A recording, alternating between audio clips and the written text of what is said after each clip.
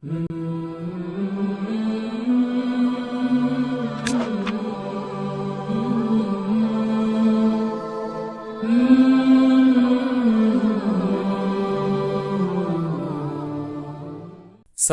warahmatullahi wabarakatuh.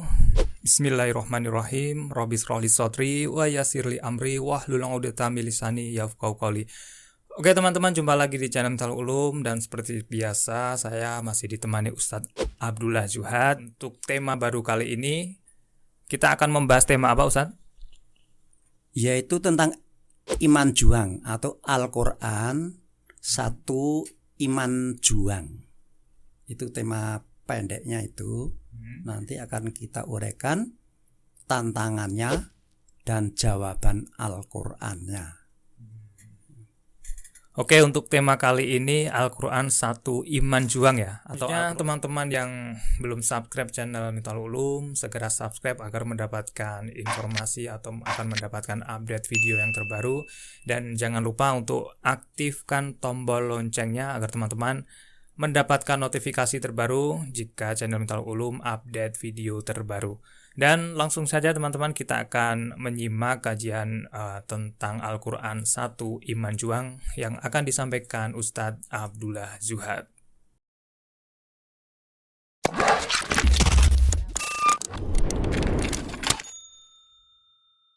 Assalamualaikum warahmatullahi wabarakatuh. Waalaikumsalam. Bismillah, alhamdulillah, wasyukurulillah, wassalatu wassalamu ala rasulillah, wa ala alihi wa sahbihi wa mawalah, amma ba'du. Jumpa lagi sobat kerabat dekat, ngasiratakal akrobin, kaum muslimin sekalian, di channel Miftahoul Ulum dalam kajian Al-Quran menurut Sunnah Rasul. Melanjutkan kajian kita sebelumnya, yaitu masih seputar Al-Quran satu sosial budaya. Maka untuk kali ini akan kita angkat tema, yaitu iman juang atau Al-Quran satu iman juang.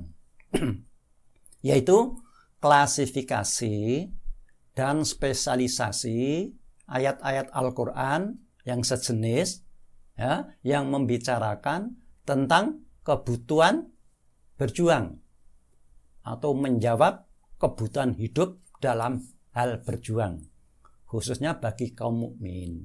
Ya. Karena apa? Karena hidup ini adalah perjuangan, ya, pergerakan. Ya. Oleh karena itu, hidup kan harus dinamis, tidak boleh statis. Ya, maka iman itu sendiri sebenarnya sama dengan hidup. Ya, iman sama dengan hidup. Kenapa iman sama dengan hidup? Karena sudah kita kaji bahwa unsur iman itu kan ngadun biqalbi, ya, iqrarun bilisani wa amalun bil arkan. Bahwa iman itu adalah unsurnya ada keyakinan, ya, tambatan hati, kemudian ucapan dan perbuatan. Nah, yang bisa berucap, berbuat dan banyak keyakinan kan orang yang hidup, ya. Maka nanti iman itu kadang hanya kita singkat sebagai hidup saja. Maka tema kita malam ini adalah iman juang. Ya. Iman juang.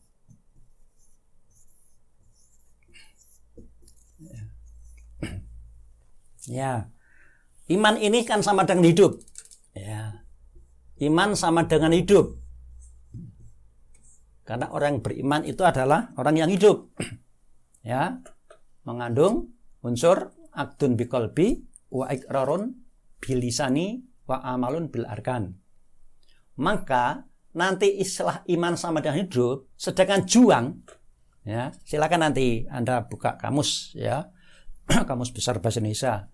Nanti juang ini kalau ditambah awalan ber menjadi berjuang, awalan per dan akhiran an menjadi perjuangan. Sehingga berjuang itu nanti sama dengan berlaga, sama dengan bersaing, ya, sama dengan berkelahi, dan sama dengan berusaha sekuat tenaga untuk mencapai tujuan. Nah, ini berjuang atau juang, ya. Maka iman juang ini adalah klasifikasi dan spesialisasi ayat-ayat Al-Quran untuk menjawab kebutuhan hidup, ya, kebutuhan hidup dalam perjuangan. Nah, oleh karena itu, karena hidup sama dengan iman, ya, kemudian yang namanya hidup tadi sudah saya katakan kan harus dinamis, kan, punya gerakan, pindah, ya, dari satu ke posisi yang lain, ya. Maka menyinggung atau berbicara masalah hidup itu ada dua kebutuhan pokok, ya. Jadi hidup itu ada dua kebutuhan pokok. Satu tentang ilmu, ya. Orang hidup harus punya ilmu, ya. Kemudian yang kedua adalah gerak, ya. Hidup harus gerak. Yang geraknya menurut ilmu, ya, gerak ilmu, ya. Jadi kalau yang pertama ilmu, ya, kebutuhan hidup itu adalah ilmu dan bagaimana bergerak menurut ilmu. Orang yang mendalami, ya, mempelajari, menguasai ilmu A, contohnya, ya, maka dia gerak hidupnya, laku hidupnya, maka dia akan sesuai dengan ilmu yang dia pahami. Kalau dia berilmu B, maka gerak hidupnya juga akan sesuai dengan apa yang dipelajari B, ya. Maka itu namanya gerak hidup. Itu sesuai dengan apa yang ditanggapi dalam tujuannya. Ilmu, ya. Jadi ilmu itu nanti akan menentukan gerak kita seperti apa. Nah, berkaitan dengan ini, ya, gerak hidup, ya, maka akan saya kutipkan satu hadis, ya. Satu hadis yang kalian mungkin sudah hafal, yaitu hadis tentang hijrah, ya. Hadis tentang hijrah. Nabi dalam satu hadis bersabda, innamal a'malu binniyat, ya. Innama, ya, al-a'malu, innamal a'malu, ya, binniyat.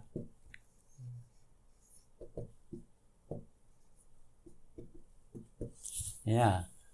A'malu dari amalun, ya, samanya a'mal. Innama a'malul binniyat. Yang sekarang diartikan sungguh, ya, bahwa segala amal itu tergantung niatnya, begitu, ya. Padahal maksudnya sungguh segala apa? Perilaku, gerak hidup amal itu tergantung menurut tanggapan tujuannya, ya. Tergantung dengan motivasinya, ya.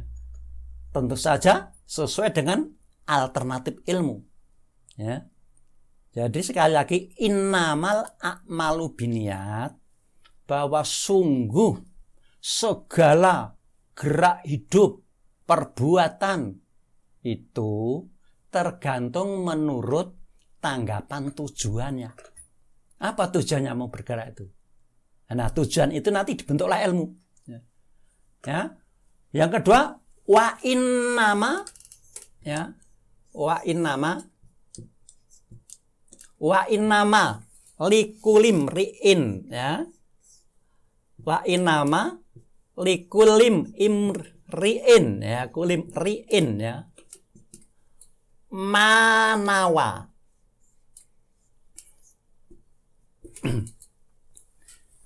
Dan sungguh, ya, sungguh pasti apa? Likulim ri'in, bagi setiap apa? Setiap urusan manusia adalah tergantung apa yang menjadi tanggapan tujuannya.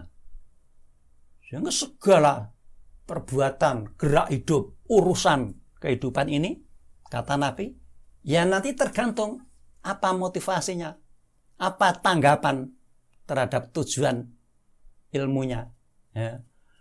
Maka barulah nanti Nabi menegaskan faman kanat hijratuhu ilallah. Ini karena hadisnya panjang, ya, dan kalian saya yakin sudah hafal. Yang faman kanat hijratuhu ilallah wa rasul, ya, maka siapapun mangkanat hijratuhu, kepindahan hidupnya, gerak hidupnya, hijrah kan pindah, adalah menuju kepada ajaran Allah menurut sunnah Rasulnya, ajaran Allah yang dibuktikan oleh kehidupan Rasulnya, ya. Ini faman kanat hijratuhu ilallah wa rasul, maka fa hijratuhu ilallah wa rasulih, maka gerak hidupnya itu harus sesuai menuju kepada ajaran Allah. Jadi kalau memang hijrahnya, pindahnya dari posisi yang pertama mau ke posisi selanjutnya itu akan menuju pada Allah dalam arti ajaran Allah menurut sunnah Rasul yang telah dibuktikan oleh Rasul, maka fa hijratuhu ilallah wa rasul. Maka yang pertama gerak hidup. Yang pertama adalah hidup, gerak hidup karena Allah. Hijrahnya karena Allah, ya. Ya. Yang kedua, wa man kanat hijratuhu ila dunya, dan siapapun yang kepindahan hijrahnya itu mengikuti lingkungan dunianya, ya. Ingat, lingkungan dunia ini kita harus tahu ya, pada waktu sejarah sebelum turunnya Al-Quran, lingkungan dunia itu adalah nanti naturalisme dan idealisme, ya. Jadi ada paham nanti dari barat itu naturalisme, kalau dari dunia timur idealisme. Maka barang siapa hijrahnya itu hanya mengikuti lingkungan dunianya, dalam arti mengikuti alternatif ilmu dari barat dan timur, ya, maka yusibuha, maka dia itu ya akan mendapatkan sesuai dengan lingkungan dunia yang dialaminya. Maka gerak hidup yang kedua ini, ada orang yang hijrah karena dunia. Dunia itu lingkungan, ya, lingkungan dunianya. Ya, dia akan mendapatkan lingkungannya sesuai dengan lingkungan yang diinginkannya. Kemudian yang ketiga, au ilam ro'atin, atau kalau hijrahnya itu motivasinya ilam ro'atin, ya akan mengikuti, ya apa, dorongan seksualnya. Ingat, ini imro'atin, wanita itu lambang apa? Dorongan seksual bagi laki-laki.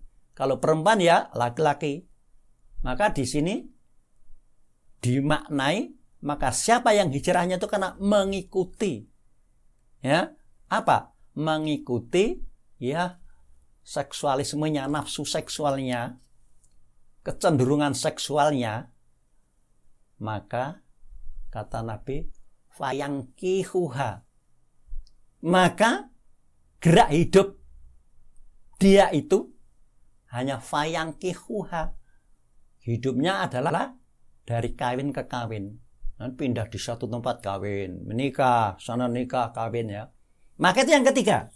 Sehingga manusia punya tiga alternatif kepindahannya itu, apakah karena Allah dalam arti menuju, ingin melaksanakan ajaran Allah, atau karena mengikuti lingkungan dunianya, artinya apa? Ikut-ikutan, ya. Atau yang ketiga, karena apa tadi? Mengikuti, ya, libido seksualnya, ya, nafsu seksualnya. Berarti karena apa? Lawan jenis, katakanlah, ya, mengikuti lawan jenisnya, ingin kawin saja, ya. Ya, kalau laki-laki karena perempuan. Nah, ini tentang kebutuhan hidup, dan ini sudah ditunjukkan nanti akibatnya.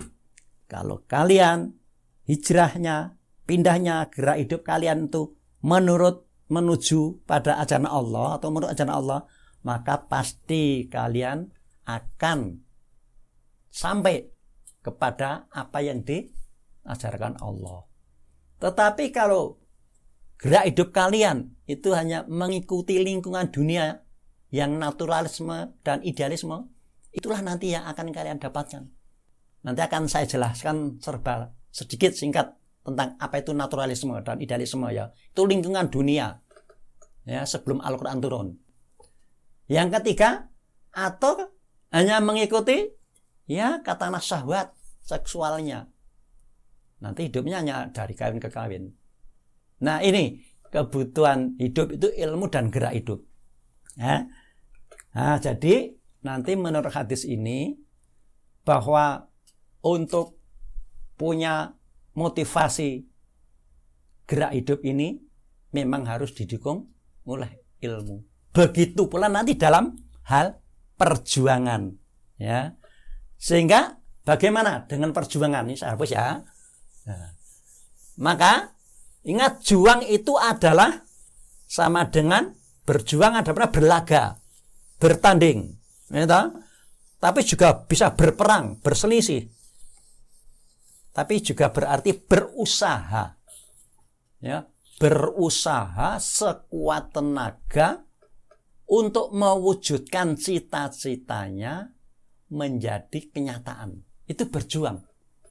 Sehingga nanti setiap orang berjuangnya, ingat, nanti salah satu motif tadi, 3 tadi, kalau memang mau pindah, ya, tentu saja hijrah di sini pindah dari yang tidak baik atau kurang baik menuju yang lebih baik.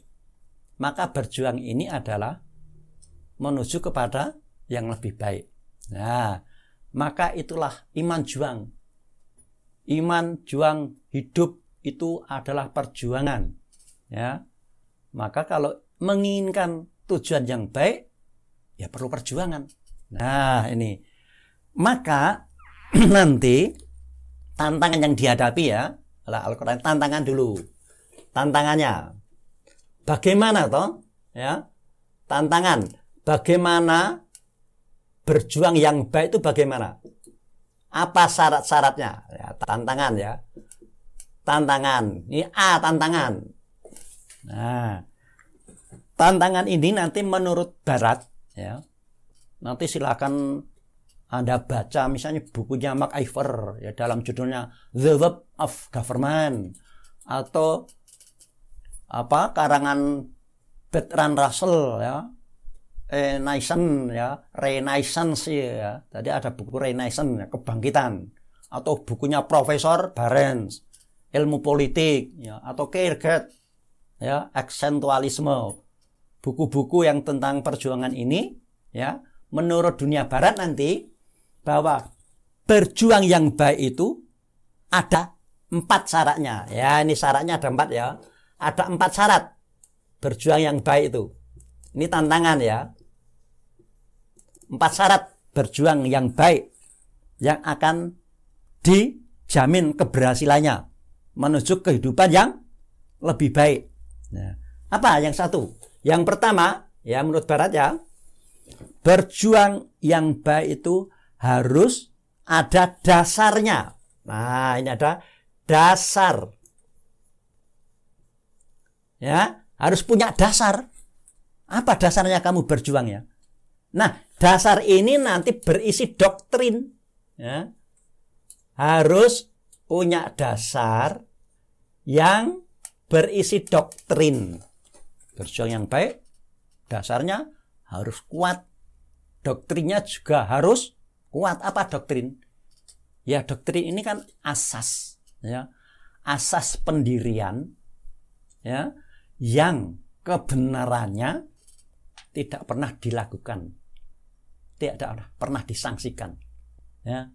Nah, ini menurut Barat, kalau nggak punya dasar, ya perjuangannya nanti kan tidak akan fokus, ya, tidak akan ya sampai menghunjam ke dalam kehidupan. Maka dasarnya harus kuat.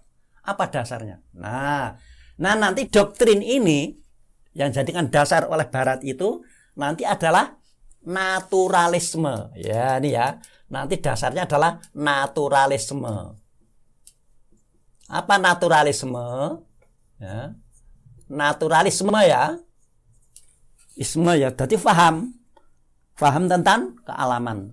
Jadi naturalisme itu suatu faham ya, suatu faham hasil pengamatan alam ya. Hasil pengamatan alam kemudian disimpulkan dan kesimpulannya itu dijadikan sebagai pedoman hidup. Jadi naturalisme ini ada dua nanti. Naturalisme ada dua ya. Ada yang namanya nanti individualisme ya. Individualisme